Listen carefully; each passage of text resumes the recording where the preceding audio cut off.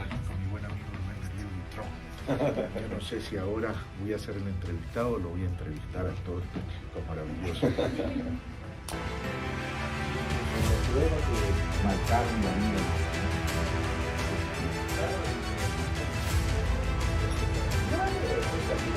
Aquel estado que es lo político.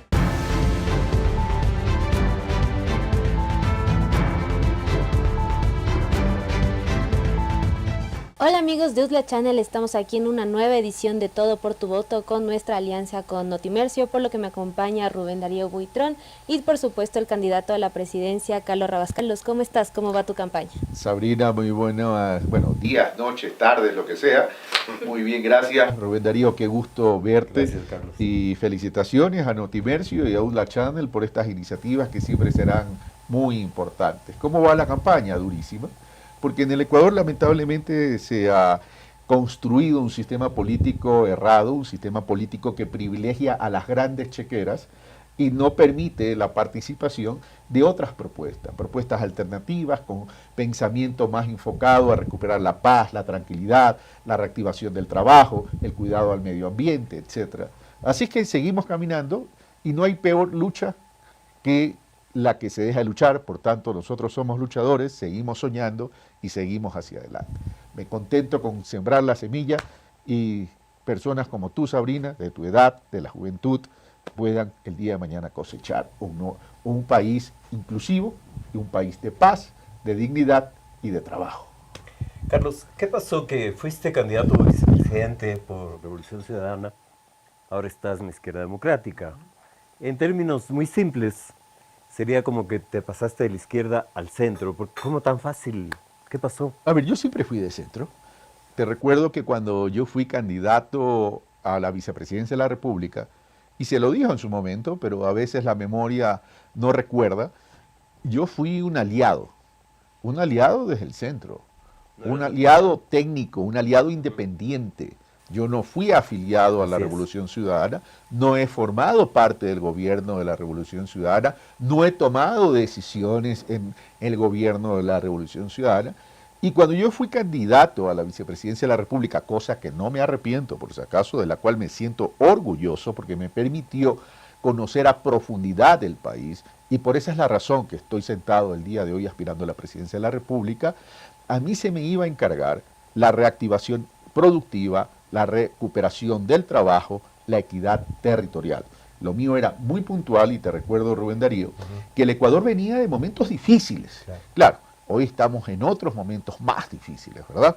Veníamos de un terremoto del 2016, una economía que se enfrió y se congeló en el 2019 y una pandemia en el 2020.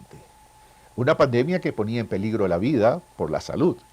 Hoy tenemos el peligro de la vida por el crimen organizado. Entonces, en ese momento yo no soy de los ciudadanos que dice mejor me quedo como testigo paralizado para ver la destrucción del país. Yo soy luchador y yo sigo caminando y sigo esforzándome por un país que tiene que comenzar a sintonizarse con las necesidades de la gente. Porque hay un tema, Rubén Darío y Sabrina. Aquí, cuando se habla del Ecuador, parecería que se habla de abstracto. No, estamos hablando de familias, estamos hablando de vidas, estamos hablando de seres humanos. Por eso estoy en el centro y siempre he estado en el centro. Y si revisan mi pensamiento a lo largo de mi trayectoria siempre estuvo en el centro izquierda. Yo no estoy en la polarización. Yo me alejo de los extremos dogmáticos, porque ni siquiera ya son ideológicos. Son esos dogmas radicales que están ahorita entre la pelea, la bronca y la descalificación. Entonces se está construyendo en el Ecuador una especie de bipartidismo, el correísmo frente al anticorreísmo. Y en el anticorreísmo que venga cualquiera. Entonces tenemos la bronca, la pelea y la improvisación. Nosotros nos alejamos de los extremos, nos ubicamos en el centro para poder enfocarnos en lo que las familias ecuatorianas necesitan. Bueno, justo bajo esa ideología, ¿no? Usted dice que se siente orgulloso de haber sido candidato a la vicepresidencia en ese periodo para el ex candidato presidencial Andrés Arauz. ¿Por qué del cambio al centro? Bueno, usted dice ahorita que siempre ha sido centro. Siempre fui centro. Ajá. pero estuvo antes con el ex candidato a la presidencia, Adrien Arauz. Entonces, por la alianza que he mencionado, Sabrina. En esa alianza que he mencionado conlleva una responsabilidad. Se perdieron las elecciones, se terminó la alianza.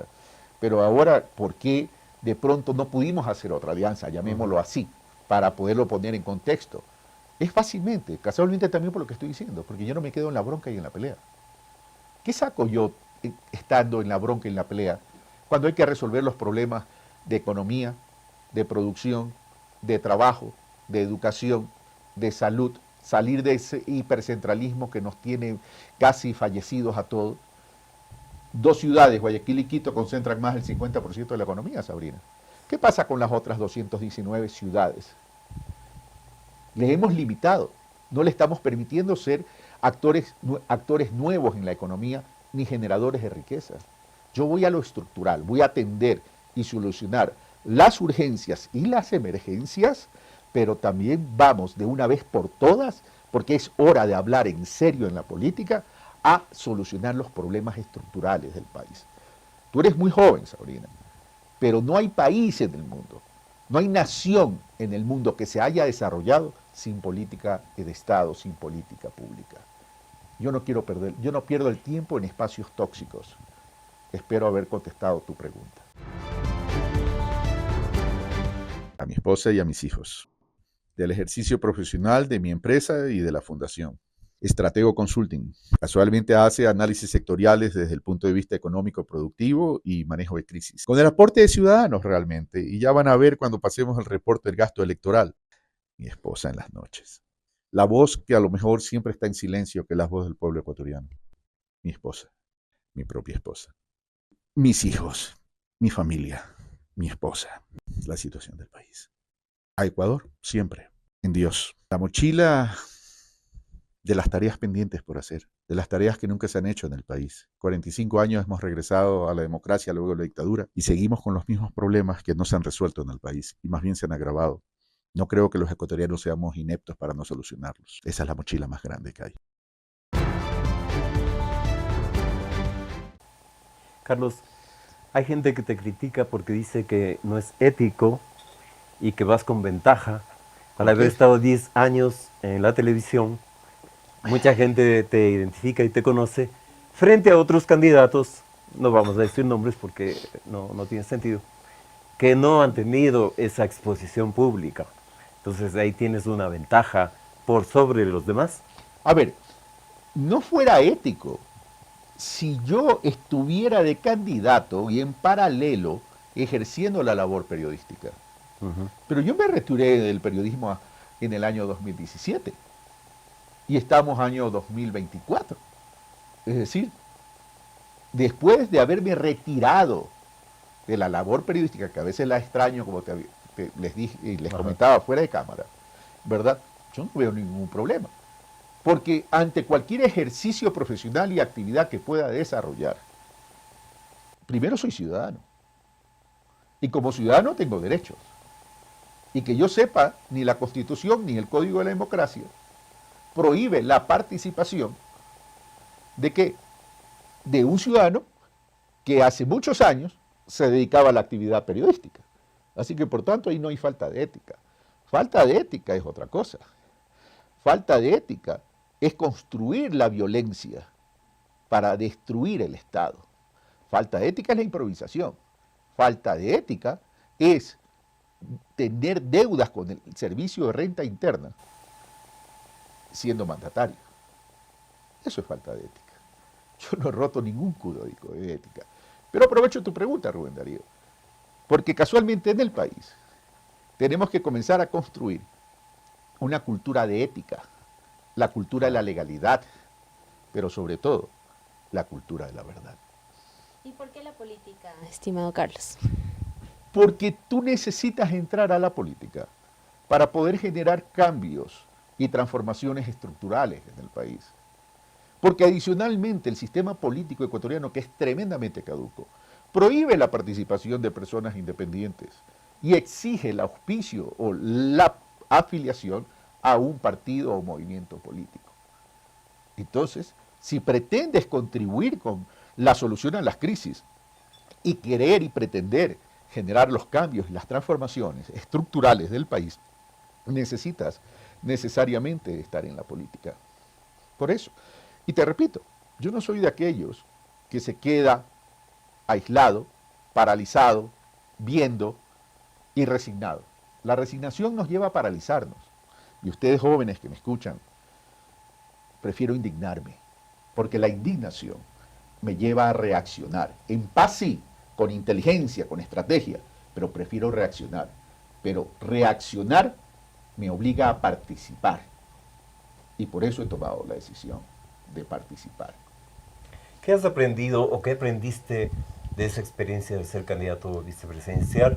¿Y qué es lo que ahora ya no estás haciendo respecto de esa participación? Corrigiendo aquello que no hice en su momento. Casualmente tú hace poco mencionabas mi carrera de comunicador. Soy ingeniero comercial y comunicador, no soy periodista, pero vamos a lo siguiente. Yo sé que tú me seguiste en mi trayectoria, claro, porque lo habíamos conversado. Lo hemos conversado y no nos conocemos contigo, Rubén Darío, de ahora, nos conocemos ya desde hace mucho tiempo, ¿verdad?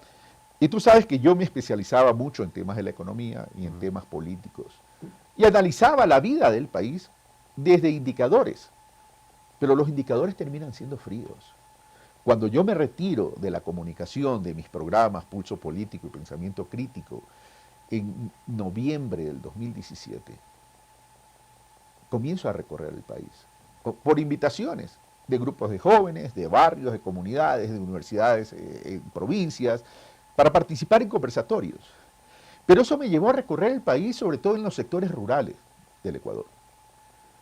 Y ahí me di cuenta de algo. Es que los indicadores terminan siendo cuantitativamente fríos, pero tienen una ausencia cualitativa de la realidad. Es decir, los indicadores se quedan cortos frente a la realidad. Y ahí me di cuenta y me autocritiqué que en el ejercicio de la comunicación no solo basta estar frente a una cámara o tener un computador y escribir un artículo de opinión, sino que tienes que ir a ver, tienes que ir a sentir, porque ahí sí dimensionas el tema. Y por tanto aprendí una gran lección. A la economía como a la política hay que ponerle rostro, Sabina y Rubén Darío. Hay que ponerle rostro. El rostro de la humanidad, que es lo que nos hemos olvidado aquí en el Ecuador. Porque si tú ves el debate de hoy en día, el debate, abres las redes sociales, que además de tóxicas, sobre todo ex, antes Twitter, es puro insulto, es pura descalificación.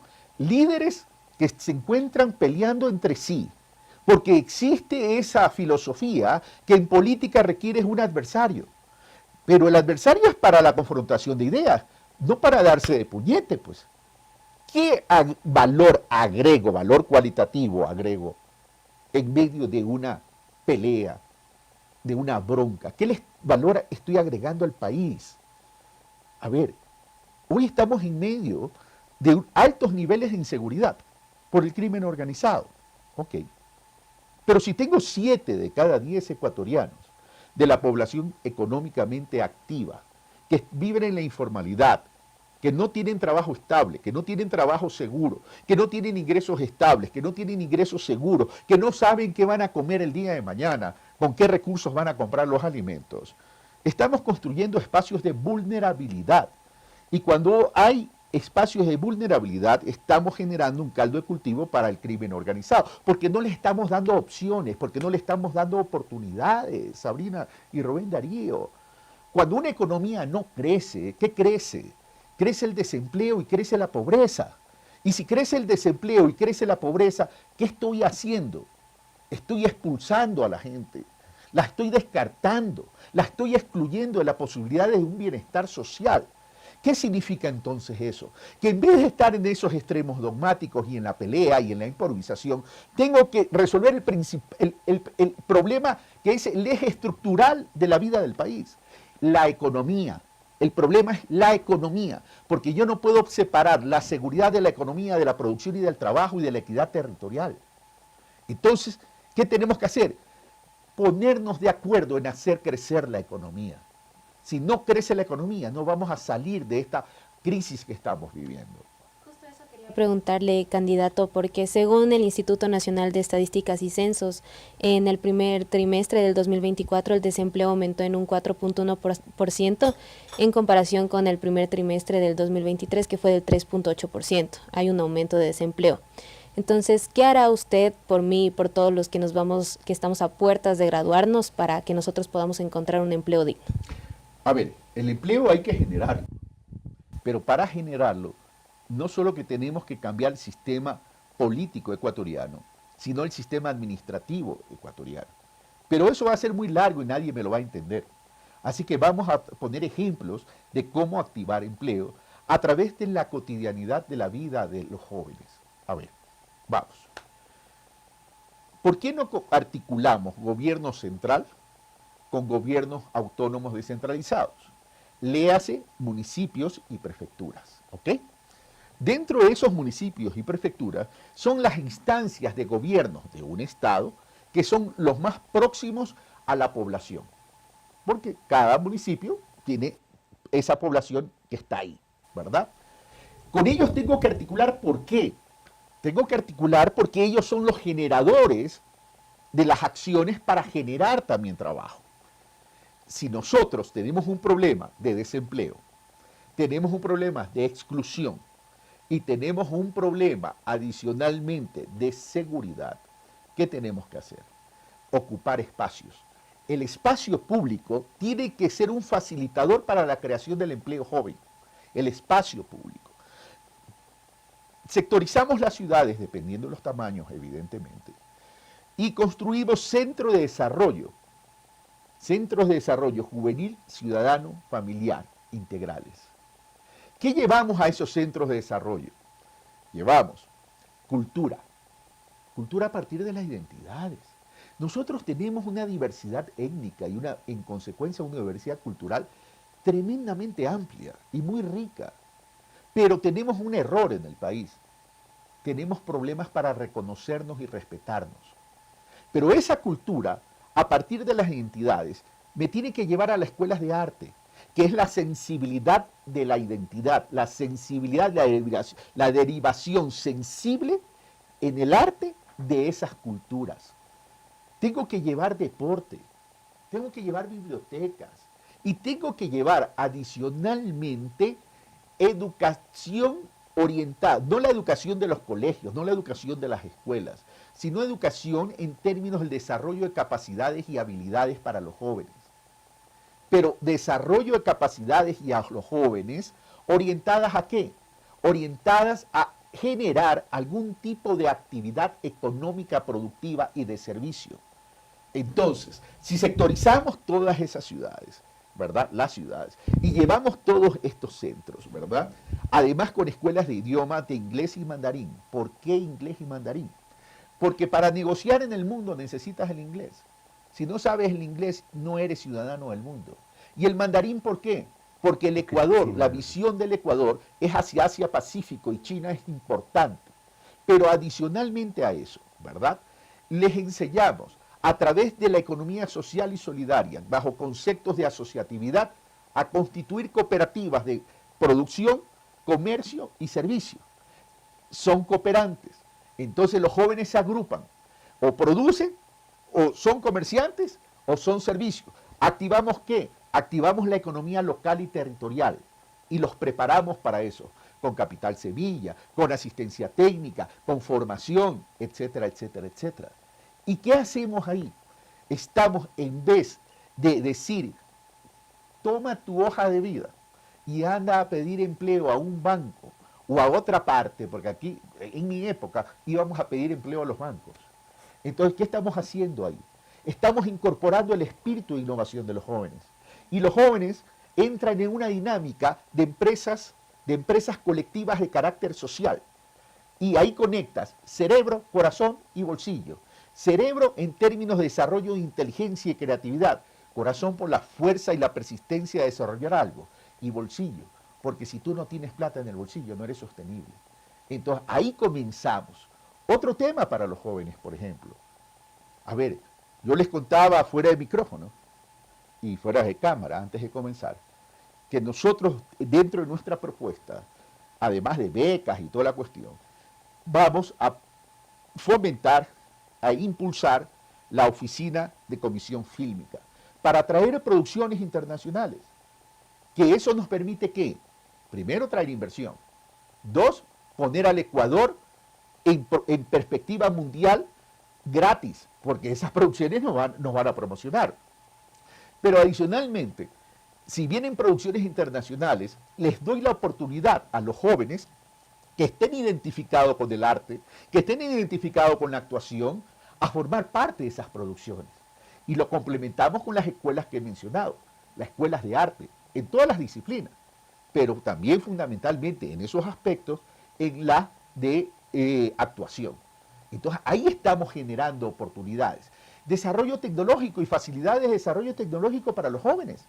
Los jóvenes pueden brindar servicios al exterior estando desde el Ecuador, desde la administración de software, la gestión, etcétera, etcétera, etcétera. Ahí tenemos temas puntuales, por ejemplo. ¿Te gusta, Sabrina? Antes de pasar al siguiente segmento, ¿te frustra no aparecer en las encuestas como favorito? Pero si me acabas de decir que he violentado la ética y que me he aprovechado de mi presencia en la televisión ecuatoriana y ahora me dice que no aparezco en las encuestas, que pongámonos de acuerdo, pues, entonces. O sea, como sabías que me ibas a hacer esa pregunta, por eso no te contesté desde el inicio todo. Sí. Algo de comunicador me queda, Claro. ¿verdad?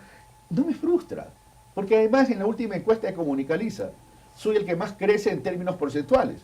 Crezco el 0.6. Los otros crecen menos del 0.6. Es decir, ya ahí ya se está comenzando a ver ya una perspectiva de crecimiento sólido. Y además, esperemos el debate, pues, Rubén Darío. ¿Te parece? Claro, por supuesto. Ok. Bueno, según la Fundación Aldea, hay un dato súper importante, como usted sabe, candidato, hay un problema de feminicidios en el país. Bueno, tremendo, exacto. Hasta el 2023, el dato es que cada 23 horas ocurrió un feminicidio en Ecuador, en comparación al 2020, que era cada 72 horas. Es decir, que esto va en aumento. ¿Hay tal vez alguna política de Estado que... Definitivamente.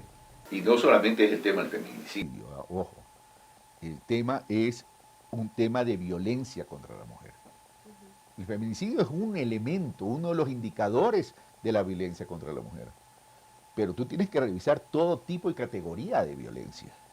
Porque yo puedo resolver el feminicidio, por decirte algo, pero no resuelvo la violencia económica contra la mujer, no resuelvo la violencia psicológica contra la mujer, ¿verdad? La violencia laboral. Y la violencia laboral en Claro. términos de desigualdad. Exacto. Entonces tenemos que verlo como un todo, ¿verdad? Y no solamente es contra la mujer, Sabrina, porque si la mujer tiene hijos, esa violencia también está llegando a sus hijos. Entonces tenemos que ver como política de Estado un tema mucho más amplio, mucho más integral. Pero hoy, revisemos las estadísticas. Cuando yo hacía comunicación, eran 6 de cada 10 mujeres violentadas. Te estoy hablando hasta el 2016 o 17. Hoy es mucho más. Hoy puede llegar a 7 y con tendencia al alza. Con tendencia al alza. Entonces, ¿qué hacer? A ver, este es un tema que hay que tratarlo con mucha profundidad, seriedad y delicadeza. Porque hay temas preventivos y temas correctivos. Comencemos por los preventivos. A ver, antes el núcleo familiar era tremendamente importante. Pero resulta que la violencia está en el se núcleo generaba familiar? en el núcleo, se genera en el núcleo familiar.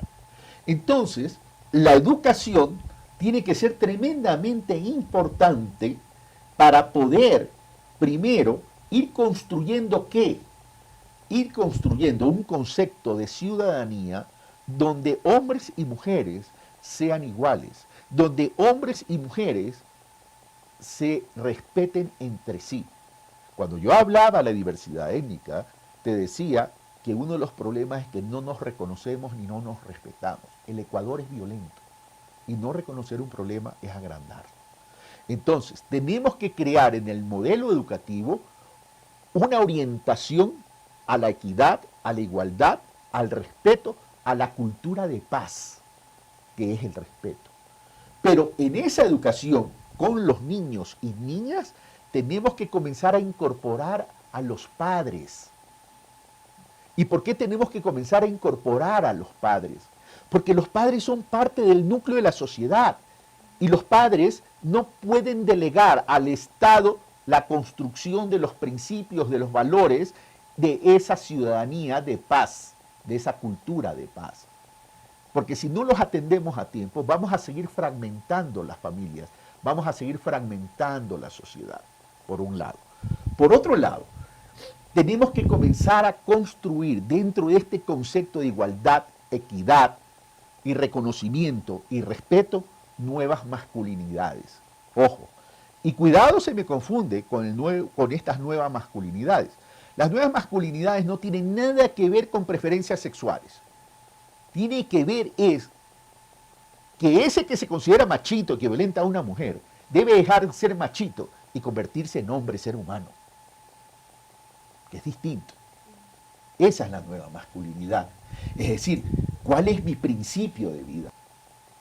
¿Cómo veo a la mujer? La debo ver igual. Porque a la hora de té vengo de una madre. Y a la hora del té tengo una compañera, pareja, esposa, como quieran llamarlo, que es la madre de mis hijos. Entonces tenemos que construir esas nuevas masculinidades. Eso en lo preventivo. En lo correctivo, pues evidentemente no solamente tiene que haber sanciones desde el punto de vista penal, desde el punto de vista de la justicia, que a veces no llegan a entender dentro de la administración de la justicia, que a la mujer no la pueden revictimizar y ni a los hijos los pueden revictimizar. Tiene que ser una justicia transparente, especializada, pero también tenemos que entender que debe haber una política de protección hacia la mujer. ¿A qué me refiero? Si una mujer es violentada y tiene hijos, ¿verdad? El Estado tiene que garantizar la integridad de esa mujer y de sus hijos. Son seres humanos. Sacarla del entorno de violencia. El Estado asumir la protección durante el tiempo que sea necesario hasta que la mujer, sus hijos, puedan reinsertarse a la sociedad con paz, tranquilidad y seguridad. Pero por otro lado, también vienen las brechas socioeconómicas que existen. Hay muchas mujeres que prefieren quedarse en el entorno de la violencia porque no tienen autonomía económica y financiera. ¿Qué es otra forma de violencia? Que es otra forma de violencia. Y una de las violencias más graves, déjame decirte, porque eso suena a esclavitud. Claro. ¿Sí? Entonces tenemos que buscar y tenemos que generar los mecanismos para que las mujeres tengan autonomía económica y financiera. Y ahí funcionan nuevos modelos de producción, de comercio y servicio a través de sistemas cooperativos, por ejemplo, o programas especiales para esas mujeres violentadas, para ayudarlas a tener esa autonomía económica y financiera. Y cuidado, van a decir, entonces el Estado tiene que poner más plata. No, se trata de inteligencia y creatividad, articulación de lo público y con lo privado. De eso se trata. Porque yo no puedo ver una vida que está perdiendo valor por los golpes y los puñetes. Esas son las cosas que hay que atender. Sí, igual vamos a la parte de la protección. Los que protegen no nos protegen. Por ejemplo, en las Fuerzas Armadas hubo el caso de Aida Ati, en la policía hubo el caso de María Belén Bernal. ¿Qué pasa con estas evidencias en el Ecuador de estos casos? Que son derivaciones de esa cultura de violencia del país. Es decir, a ver, en la iglesia hay violencia. Sí, claro. O sea, tenemos un problema de institucionalidad. ¿Por qué tenemos los problemas de institucionalidad, Sabrina?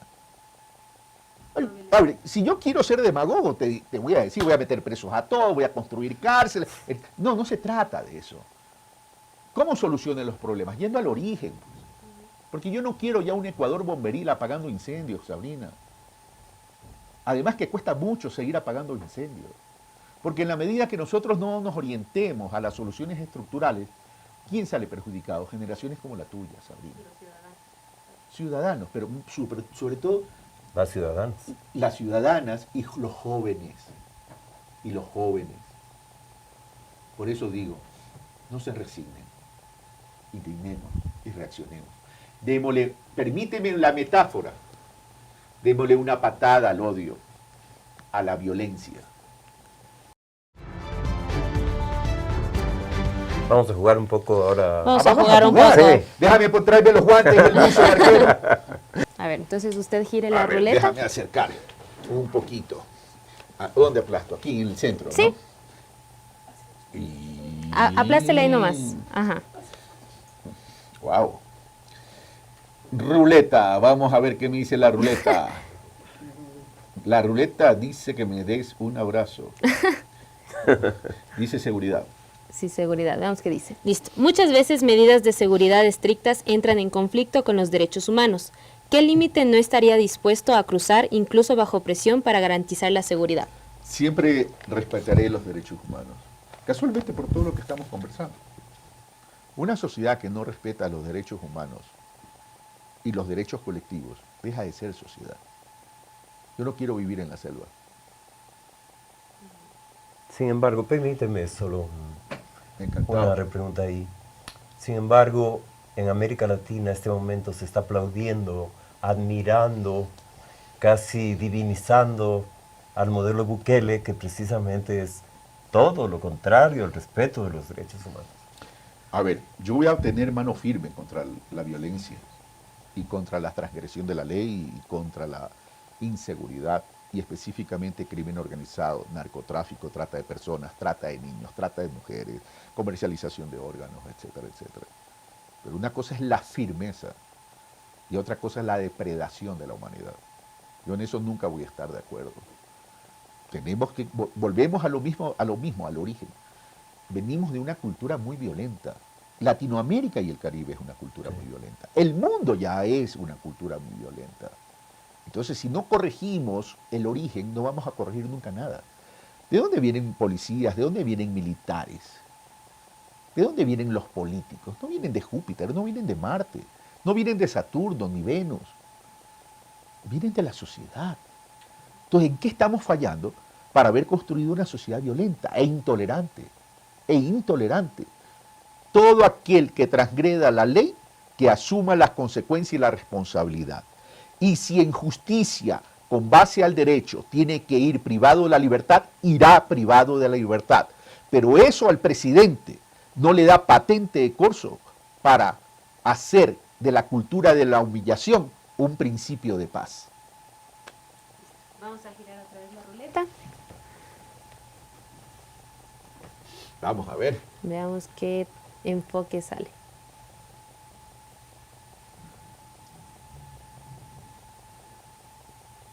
¿Qué dice ahí?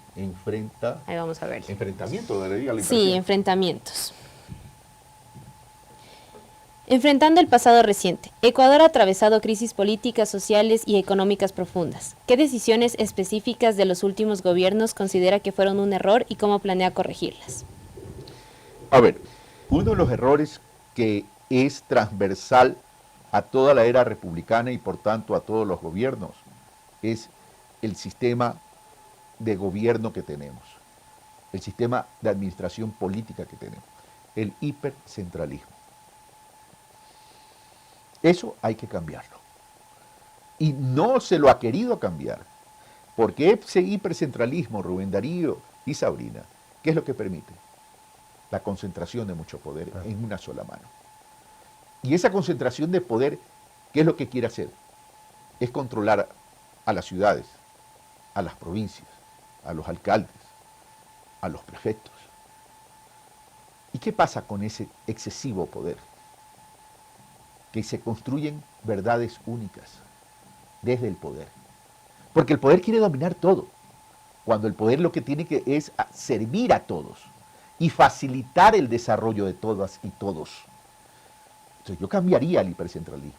Por eso planteo regiones autonómicas descentralizadas, de una región que agrupe de forma transversal, de acuerdo al mapa ecuatoriano, y con principios y conceptos de subsidiariedad, pequeñas, medianas y grandes, que administre sus propios recursos, al amparo de un Estado unitario, con gobernadores de elección popular. Desconcentro el poder político, los traslado a cada uno de los territorios y de esa manera activo participación ciudadana efectiva, potencial.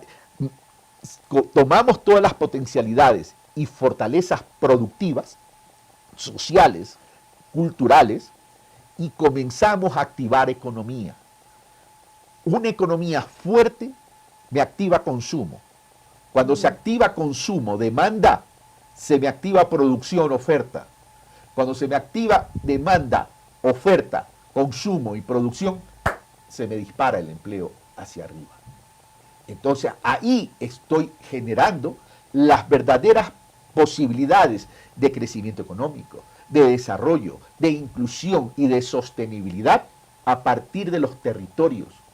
Si no está roto, Sabrina y Rubén Darío, hay que romperlo. Y no me refiero a romper la taza, sino a romper paradigmas. A romper paradigmas. Un modelo federal tipo Chile, tipo México. Bueno, Chile no es federal, pero es parecido, claro, parecido a Chile regiones. En términos de regiones autonómicas. Es más tema administrativo, Sí. ¿verdad? Pero sí, es primo hermano, pero tenemos que hacerlo. Porque si no, vamos a seguir en el hipercentralismo, que el presidente controla todo, y por orden del presidente que controla todo, viene el ministro de Economía y digo, le quito la plata a la educación, le quito la plata a la salud, le quito la plata a la energía eléctrica, le quito la plata a la seguridad. ¿Eso queremos? No. Cuando a los asiáticos le preguntaron cómo lograron el desarrollo, los asiáticos coloquialmente respondieron, es sencillo, aplicamos la tecnología del obvio. ¿Y con qué se come la tecnología del obvio? Imitar, igualar y superar. Uno de los grandes retos que yo tendré si soy presidente de la República es que en el Ecuador se recupere el sentido común. Vamos a girar por última vez la ruleta. Ya me está gustando. Y después vamos a ver una historia de un ciudadano que le quiere preguntar algo. Pero después de la ruleta. Después de la ruleta, sí. Sí, pero cae, por ahí casi caen los mismos colores. No, este ya cayó en otro lado. este ya ¿Qué cayó. dice ahí? Decisiones. Sí, No hay una canción. De Rubén Blades, ¿Cómo claro. es? Decisiones, Ya, Todo cuesta. Y todo cuesta. Sí. a ver. Gobernar implica tomar decisiones que no siempre son bien recibidas. ¿Qué medida cree que podría ser necesaria aunque inicialmente les cueste el apoyo de su electorado?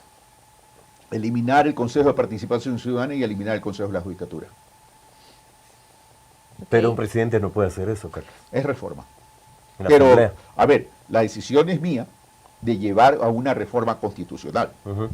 Ya, o sea, ahora, ¿me la aceptan o no me la aceptan? Y ahí viene la inquietud y el planteamiento de la ruleta. Digo de la ruleta porque la ruleta me trasladó la pregunta, ¿verdad? Que dice que de pronto la ciudadanía no pudiese estar de acuerdo. Ujú. A ver, yo como gobernante no puedo gobernar para el aplauso, para la barra brava. Yo tengo que gobernar en función del mejoramiento de la calidad de vida. Y a veces son decisiones drásticas, pueden ser decisiones duras. Y la historia me juzgará. Listo. Ahora vamos a ir con la historia de una ciudadana que le quiere hacer a usted una pregunta, candidato. Le voy a entregar el iPad. Perdón. Vamos el volumen también. Ya. Listo. Ahí sí. No, perdón. Yo tengo mi tienda hace unos 10 años y yo pediría al señor presidencial que por favor nos ayude a los emprendedores porque el alza del IVA y de los impuestos, todo no nos alcanzamos. Los emprendedores estamos cada vez más económicamente bajos porque no se vende. Las personas que vienen a comprar no tampoco hay dinero en el país y cada vez las cosas están subiendo más y más. Entonces yo pediría que nos ayuden en ese aspecto porque la inseguridad también está complicada, hay que pagar también arriendo, hay que mantener a mis hijos, mantener las cosas en orden, entonces todo eso nos afecta a todos los emprendedores. Quisiera que nos ayude en ese impuesto que está del 15%. ¿Qué ¿Cómo se opina, llama candidato? ¿Se puede saber cómo se llama la señora? No me digas el nombre completo, solo el nombre. Olimpa. Olimpa. Olimpia. Olimpia, Olimpia. perdón. A ver, Olimpia. Primero mi abrazo solidario y mi saludo fraterno. Como ciudadano y como eventual presidente de la República, en caso que con la bendición de Dios y el apoyo del pueblo ecuatoriano lo logre. No solamente el problema es los impuestos en el caso de las tiendas y de los emprendimientos. Lamentablemente también el tema pasa por las vacunas. Hay 170.000 tiendas en todo, a lo largo y lo ancho del territorio ecuatoriano. Hace poco conversé con una compañía de distribución de gaseosas y me decían que más del 20% de las tiendas en el Ecuador se han cerrado producto de las vacunas, como también farmacias de carácter popular y también algunos otros tipos de emprendimientos que les piden millonadas de dinero y que es imposible mantener. Muchos de nuestras hermanas y hermanos que están en los emprendimientos, sobre todo en los emprendimientos pequeños y también medianos, han decidido cerrar las puertas y han decidido también emigrar. Eso a mí me duele el alma y sobre eso tenemos que trabajar. Vamos a revisar las estructuras de costos y la estructura tributaria para que poder garantizar una vida digna, una vida sostenible a esos emprendedores pequeños, sobre todo. Porque ahí no está la recaudación tributaria. Siempre queremos cargarle los tributos y los impuestos a ustedes, cuando tenemos que aplicar un reordenamiento de la estructura fiscal en términos de progresividad. Que los que más tienen paguen más y que los que menos tienen paguen menos. Y que los que no tienen con qué pagar no paguen. Humanidad. Ponerle el rostro humano a la política fiscal, a la política económica y a la misma política electoral y a la política democrática del país. En términos de la vacunación y en términos de la inseguridad, vamos a reformar y reestructurar toda la institucionalidad de la seguridad. Porque por un lado tenemos Fuerzas Armadas, por otro lado tenemos policía. Y quienes están llamados a cuidar la seguridad interna del país, Olimpia, es la policía. Pero la policía ya no puede seguir siendo la hermana pobre de las Fuerzas Armadas. A la delincuencia y al crimen organizado hay que combatirle con sistemas de inteligencia y contrainteligencia, con recursos y tecnología. Vamos a crear una policía civil a nivel nacional especializada en la lucha contra la corrupción y en la lucha contra el crimen organizado, para identificar dónde están estos vacunadores, dónde están estos miserables que atentan contra la vida tuya, Olimpia, y de la gente pobre. Y articulando con una policía uniformada, con presencia territorial, para que operativice toda la inteligencia, contrainteligencia y estrategia para combatir el crimen organizado. Pero también vamos a reformar la función judicial para poder proteger la vida de ustedes. Con cooperación internacional vamos a crear la unidades de fiscalía especializadas para comenzar desde el principio, para quitarle la mano a la política y al crimen organizado en la selección de los magistrados. Y le vamos a pedir a Naciones Unidas que se encargue en articulación con la academia, las universidades y las facultades de Derecho del Ecuador, en los concursos de méritos y oposición para la designación de las autoridades de control y de los magistrados. Hacer seguimiento a los funcionarios públicos y a los operadores de justicia en términos de patrimonio, ingresos y estilos de vida. Y auditorías externas a los procesos que están relacionados con corrupción y crimen organizado para identificar a los jueces y abogados corruptos. De esa manera vamos a cortar y le vamos a dar una gran patada a la corrupción y al crimen organizado.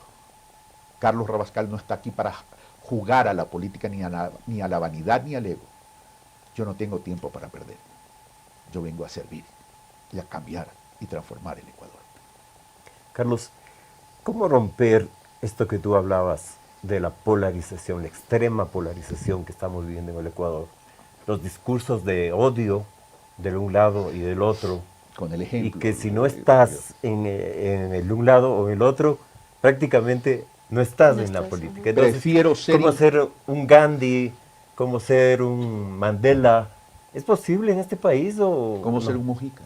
O Mujica, claro. ¿Cómo ser Que un siendo de Mujica? izquierda es absolutamente moderado, absolutamente patriótico, Pero ojo, sereno. la violencia no solo viene de la izquierda. No, la eso violencia digo. viene de la Eso derecha digo, también. claro. Ojo Digo con de las eso. dos. O sea, la violencia construye violencia. La violencia construye destrucción. La paz construye paz. Yo no voy a perder esa línea. Voten o no voten por mí. Yo llevo un mensaje. Espero que cale. Pero si no cale, habrá una semilla sembrada que jóvenes como Sabrina algún día cosecharán. Construyamos la paz. Salgamos del odio y seamos gestores de paz. Mi sueño, y nunca dejaré de soñar, y nunca dejaré de luchar, es construir la paz. Si me permiten un momento, quiero ser infidente. Quiero contarles algo.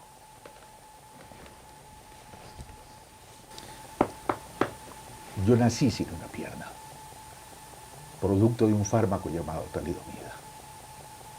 A mí mi madre me dijo, o te vuelves amargado y lloras todo el tiempo y te paralizas, o eres luchador.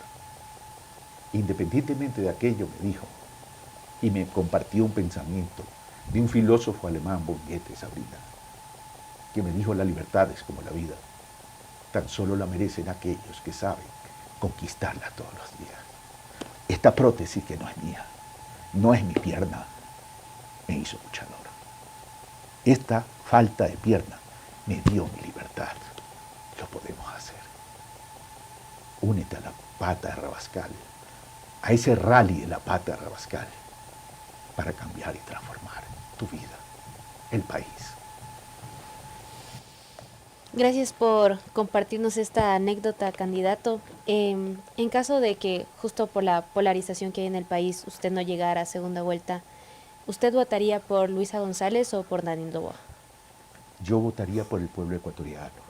Ya. Pero como voy a llegar a la segunda vuelta, votaría por Carlos Rabascal y Alejandra Rivas, que es mi binomio. Perfecto, le agradezco muchísimo, Carlos Rabascal, por esta entrevista, por este espacio. Gracias, Rubén Darío, por Gracias, acompañarnos, Salvi. y gracias, amigos de USLA Channel, por este espacio nuevamente. Gracias a ustedes.